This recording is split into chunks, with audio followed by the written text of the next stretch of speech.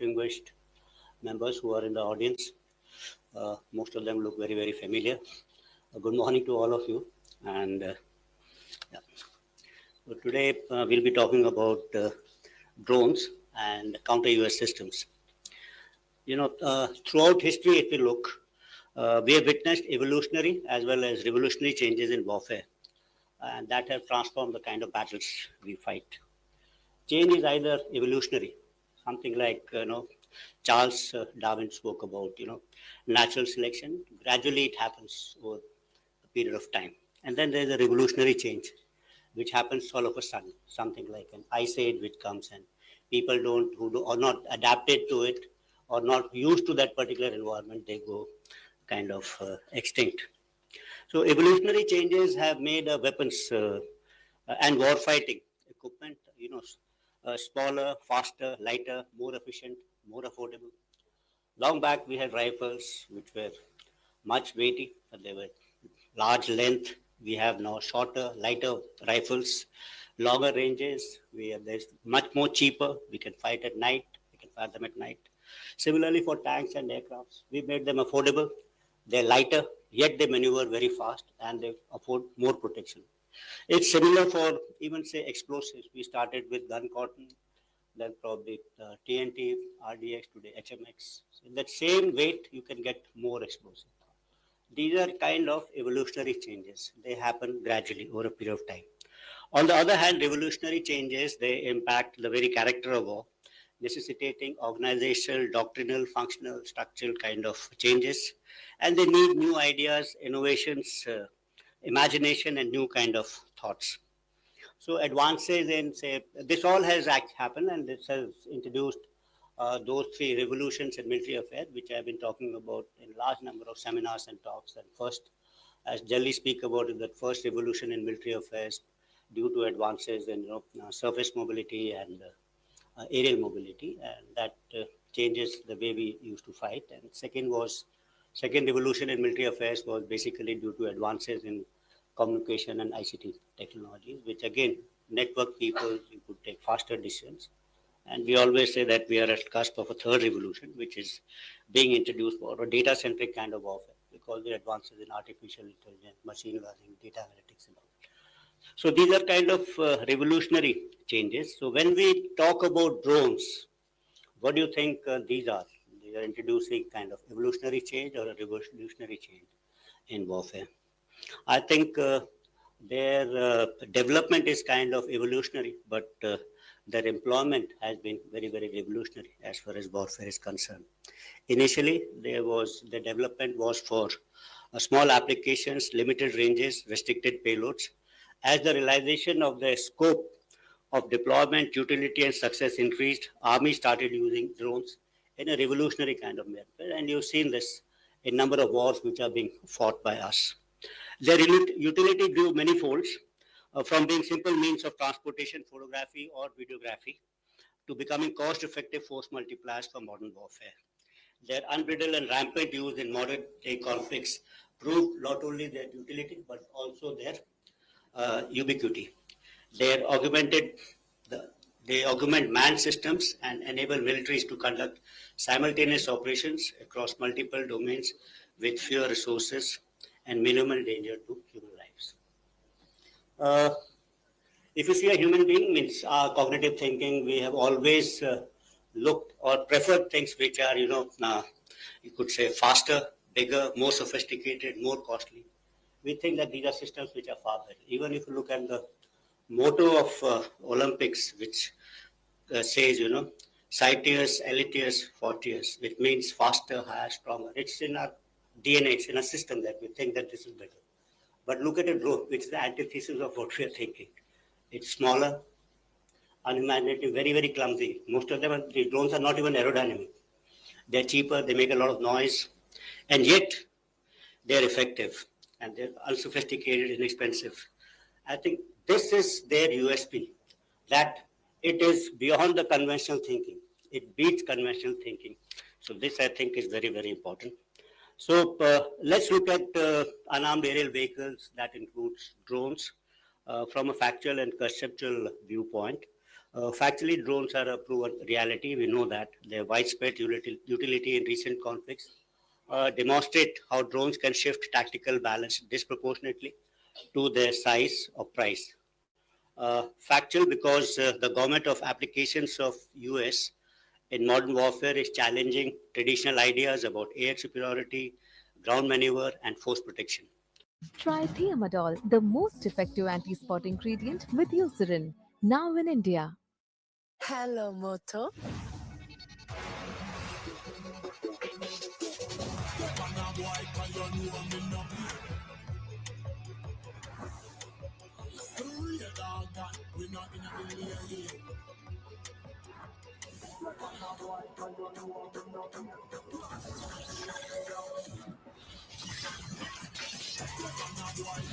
Moto G96 5G. All eyes on you. Swarm tactics, autonomous and intelligent operations, MUMT, asymmetric drone warfare are making large platforms vulnerable and driving militaries to rethink the conceptual aspects of air doctrines, development of a counter US system, and adaptive rules of engagement. So in the conceptual realm, if you look, we always thought that airspace was one. It was kind of indivisible. It's there where manned aircrafts traditionally dominated battlefield. So this used to be there till about 18 kilometers or 60,000 feet or so. But the introduction of, say, ballistic missiles, hypersonic weapons, that is cruise as well as glide, has opened up that upper space. And we always say that today airspace also includes near space. So that's one way. But you look at the bottom side of it, at the lowest space, which is below 50. Now this is getting congested, and this requires a special kind of a treatment and understanding, because this is where most of the combat is taking place when we talk about these drones. So the need of the hour is to develop capabilities to harness this lower airspace gainfully through utilization of force multipliers like US systems, and at the same time dissuade the adversary from doing so by developing a robust counter US systems. During Operation Sindoor on 10th of May, Pakistan had used unarmed drones and loiter ammunitions. None of them actually could inflict any damage to Indian military or civilian infrastructure. Most of them were utilized through a combination of kinetic and non-kinetic means, and some of them, in fact, could be recovered in almost intact conditions. We need to focus on combat in future in this particular lower airspace. The ability to use LEO satellites for control of USS, enhance communication and navigation services, and increase the range and functionality of drones manifold. Conventional drones that work on principles of line of sight data link are limited in range and capabilities. Let's now talk about counter US system and a counter US grid. As drones and autonomous systems become the choice of weapons for targeting, developing counter US systems to protect our critical infrastructure and military assets assumes importance. Counter US operations are extremely complicated. Detecting, identifying, tracking, and neutralizing drones involves creation of a counter US grid that must be capable of integrating and networking multiple technologies such as radars, sensors, jammers, as well as directed energy weapons. The effectiveness of this architecture will hinge upon seamless coordination and integration across air defense networks, civil aviation regulators, and local command and control structures to avoid gaps, fratricide, and operational blind spots. The modern counter-UAS system grid is not only about technology, it's about fusing disparate assets into a resilient, adaptive ecosystem that can dynamically respond to the evolving aerial threats in a contested lower airspace. Let's return to Atmanirbharta of both this drones and counter-UAS systems. Operation Sindoor has showed us as to why indigenously developed counter-UAS systems and counter-UAS systems built for our terrain and our needs are crucial. We cannot rely on imported niche technology that are crucial for our offensive and defensive missions. We must invent and build and safeguard ourselves. Dependence on foreign technologies weakens our preparedness, limits our ability to scale up production, results in shortfall of critical spares for sustenance and round-the-clock availability. Another important aspect of this capability is that foreign weapons and sensors, their capabilities are known to all, and adversaries can predict our tactics and doctrinal concepts based on the capabilities of this particular system. So you may have today on very modern aircrafts, air-to-air missiles, so say ranges are known to us, so are they known to the adversaries also? And the moment if they are imported, then obviously the adversary can keep out of those ranges and develop tactics accordingly. So this becomes a severe limitation. But if you are developing systems which you own, their capabilities are not known to the enemy, and that way add an element of surprise when actually you're face to face in some the initial encounters at least. So when we design, make, and innovate at home, we secure our secrets, cut costs, retain the initiative to scale up production, and maintain round-the-clock readiness. Our Honorable Raksha Mantri has rightly said that Atmanirbharta is not a choice, it's part of a duty. In warfare, you cannot win with yesterday's weapon systems in today's warfare. In fact, today's warfare has to be fought with tomorrow's technology. And happy to note that this workshop is deliberating on crucial issues for Indonesian and improvement in existing US and counter US capabilities. I would like all of you during the day's deliberation to focus on a few things. First, I think, is increase impetus on defense R&D to deliver next generation of solutions.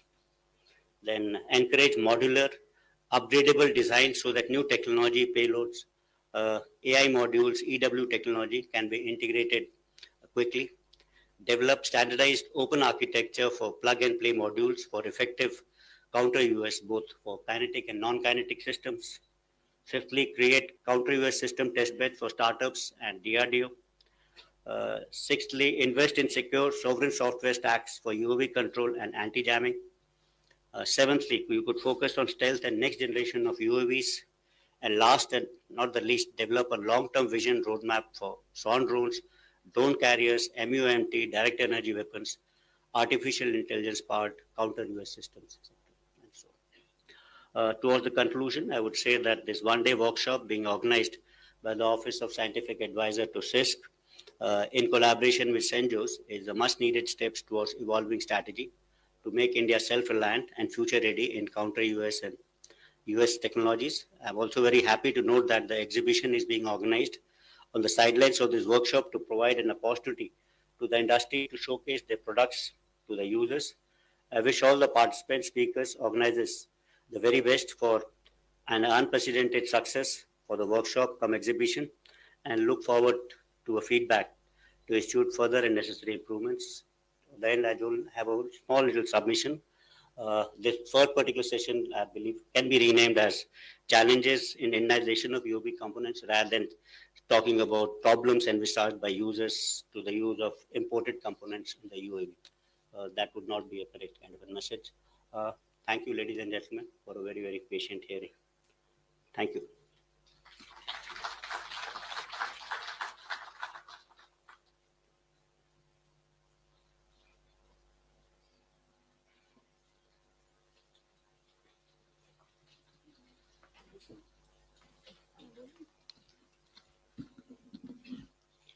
Thank you, sir, for setting the stage with your valuable perspective.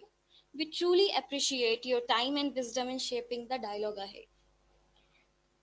Now I request all the guests to visit exhibition area at basement foyer and join for high tea. As General Chauhan visits the exhibition area and interacts with industry, I encourage all dignitaries to do the same. Also join us for high tea. We will assemble. Lieutenant General P.P. Singh, Parimal Kumar, other distinguished members who are in the audience. Most of them look very, very familiar. Good morning to all of you. And yeah. So today we'll be talking about drones and counter US systems. Throughout history, if you look, we have witnessed evolutionary as well as revolutionary changes in warfare, and that have transformed the kind of battles we fight. Change is either evolutionary, something like Charles Darwin spoke about, natural selection. Gradually, it happens over a period of time, and then there's a revolutionary change, which happens all of a sudden, something like an ice age which comes, and people are not adapted to it or not used to that particular environment, they go kind of extinct. So evolutionary changes have made weapons and war fighting equipment, smaller, faster, lighter, more efficient, more affordable. Long back, we had rifles which were much weighty, but they were large length. We have now shorter, lighter rifles, longer ranges. We have this much more cheaper. We can fight at night. We can fire them at night. Similarly, for tanks and aircrafts, we made them affordable. They're lighter, yet they maneuver very fast and they afford more protection. It's similar for even say explosives. We started with gun cotton, then probably TNT, RDX, today HMX. So in that same weight, you can get more explosive. These are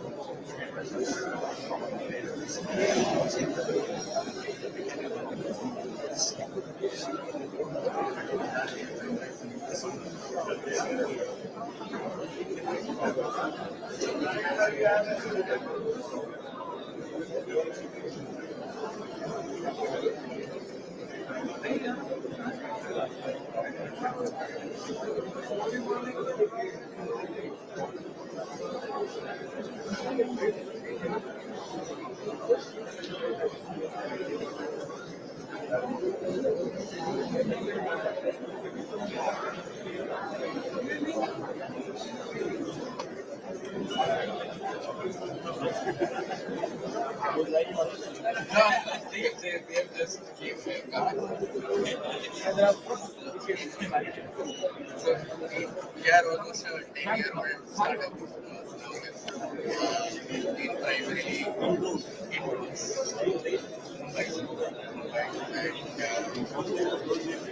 So inspection, mapping, those were the kind of applications we've been in. Last 2 years, we kind of defense, yeah. So we kind of over the years we perfected computer vision, camera capability, that sort of application.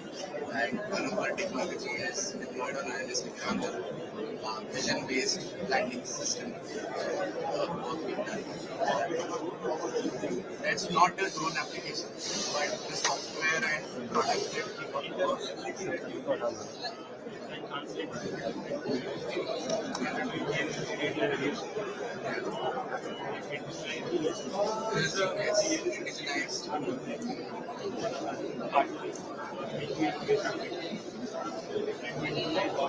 Yes,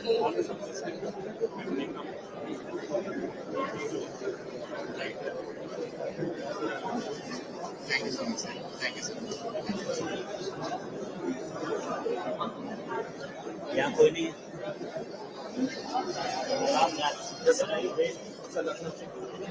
Yes, so I'm going to work the highest wave in India. Some 13,000 meters in the Chapati low 4,000, 5,000 meters over there. They are able to ingress deep into the elevated range. So the entire UAV has been made by us and flight transponders has been made by us. Only the POIR payload has been procured. Yes, and it is able to fly at 20 to 30 kilometers altitude, escaping all the conventional anti-drone systems. We are providing it to the central command, with one detect the Indo-China airways.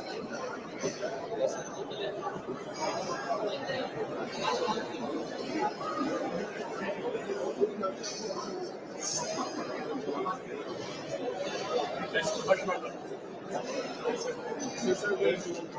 Yes, sir. We're based out of Rajasthan, sir. We're starting in Rajasthan. Yeah. So we are essentially doing subcomponents of drones, indigenizing. We are applying to global PTX and the ESCs. Essentially, our goal is in the next 2 years to release alongside with the carbon fiber chassis. So we are getting job done. We're running. We're currently also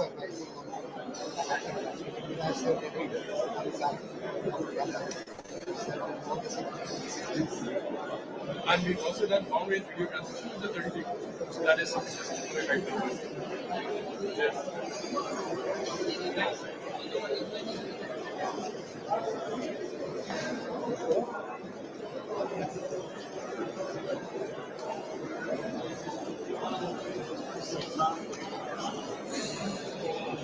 Jai sir.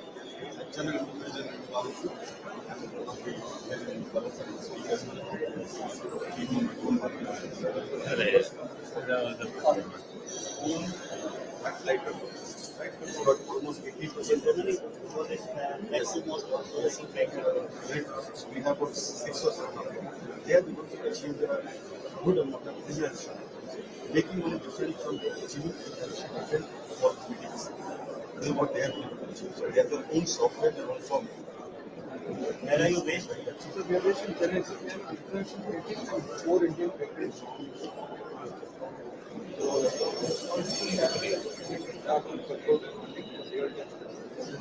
Everything from like dynamic model to yes, the 4 Indian patents and 2 international patents. We've been working on it for 10 years. First, we commercialize this and today they also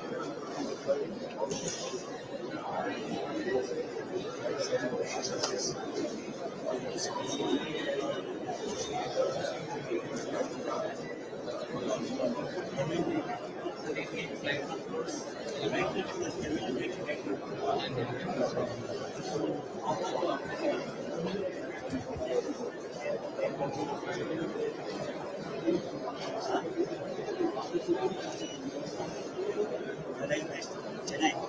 Tamil Nadu, Chennai. close to Bangalore. Close to Bangalore. Thank you. It is very, very, very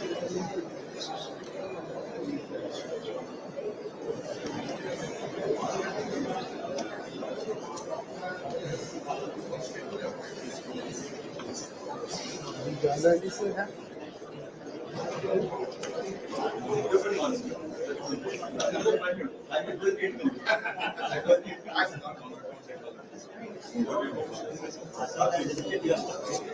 actually two stores. Anil Chauhan from IIT Madras. That's and this is carpets. We're from Tolly Labs. So we first do some algorithms. Tolly Labs.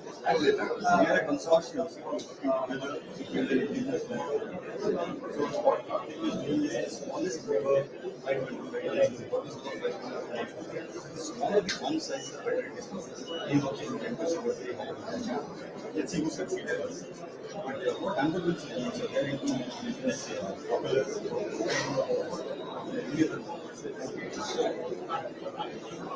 So what you're seeing is the range. This is what this is.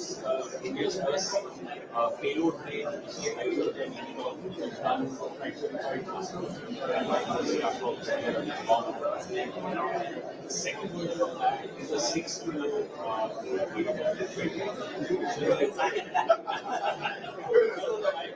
So what you do here is we right from working with the partners to do something like windows.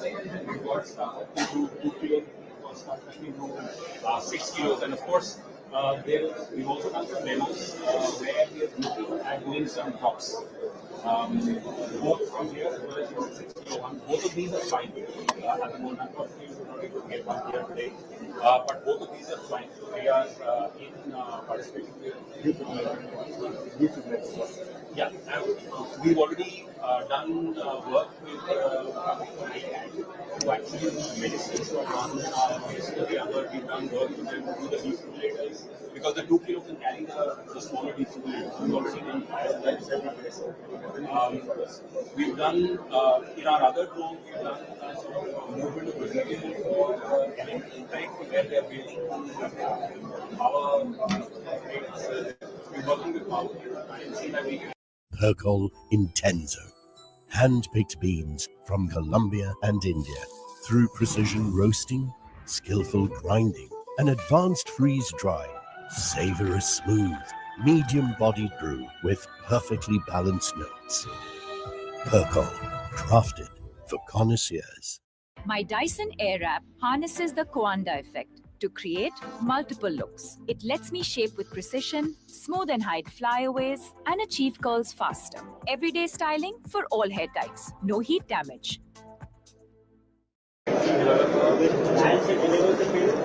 Yes, it can also, at the moment, the one that we've done is it drops. It doesn't need to land because it just gets the drone hovers and that again depends on what is required. So the drone doesn't need to drop it. It can drop it. It can take it there. You can take it out. And it's a time. So there's certain places, for example, if you need construction paper, you actually don't need to be close to that. So there is a whole range of things that you can do. Just a quick one.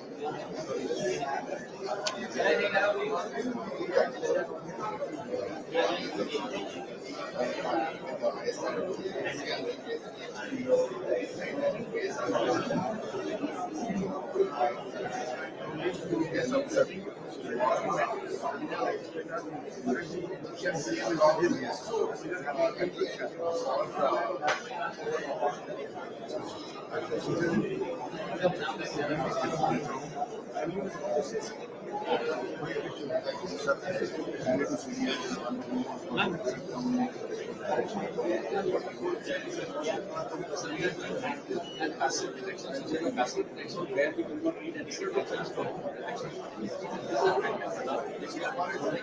and assembling this. While we just want to supply some even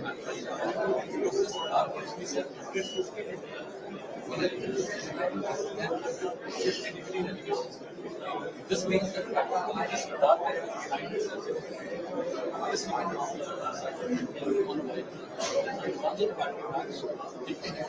behind this and we are able to this is ISA 16 so it is able to see whole This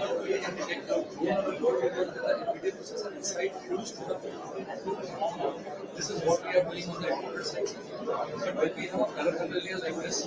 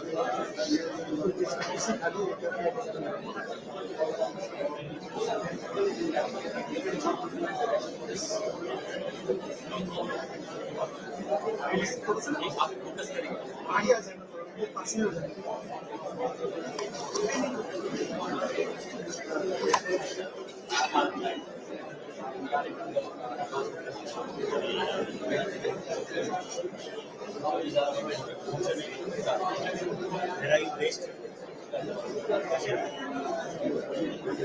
components making and they supply to you.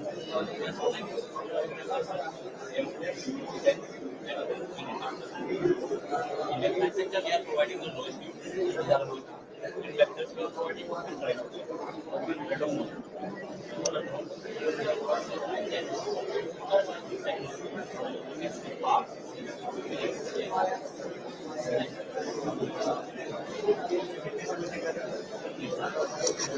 Are you working for the company or letting charge?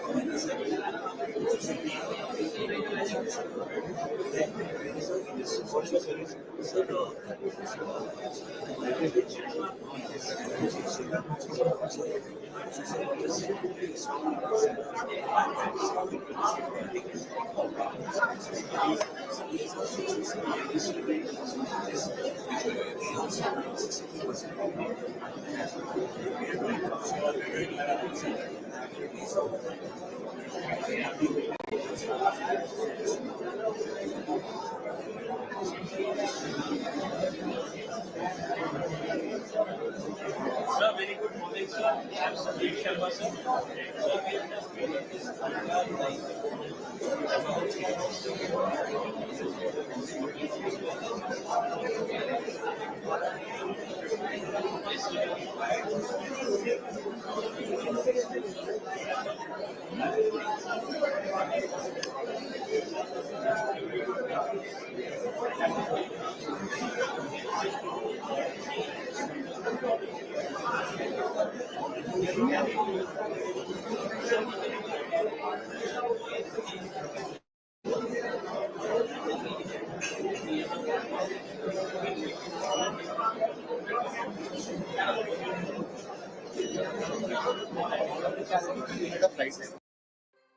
My sister, she's the best at giving gifts. But this time, I'm going to get her the perfect gift that's going to light up her Raksha Bandhan.